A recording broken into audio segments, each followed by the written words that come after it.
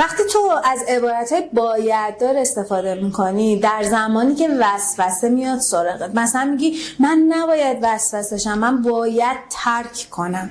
عبارتهای باید دار باعث میشه ذهن تو نسبت بهش مقاومت ایجاد بشه و در واقع احساس کنی که باید با اون احساس درونیت بجنگی، در صورتی که ما دنبال جنگیدن با اون احساس درونیمون نیستیم. اول از همه بدون تمام احساسات درون ما طبیعی هست. پس اگه عصبانی میشیم، ناراحتیم، غمگینیم و وسوسه سیگار داریم، باید با خودمون بگیم میدونم الان احساس میکنم که دلم میخواد سیگار بکشم. اول از همه بپذیرتش و بعد با خودت نگو من باید سیگار نکشم، من نباید تو این موقعیت سیگار بکشم. با خودت فکر کن که اون لحظه تو چه چیزی توی ذهنت داره میگذره که باعث شده توی اون شرایط وسوسه بشی سیگار بکشی.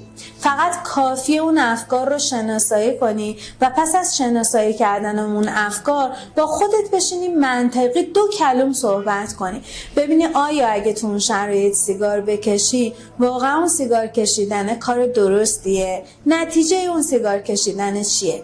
وقتی بشینی با خودت 2 تا کلم منطقی صحبت بکنی، میتونی به راحتی بدون که نیاز باشه با اون وسوسه بجنگی و کشتی بگیری، به راحتی اون احساستو کنترل کنی.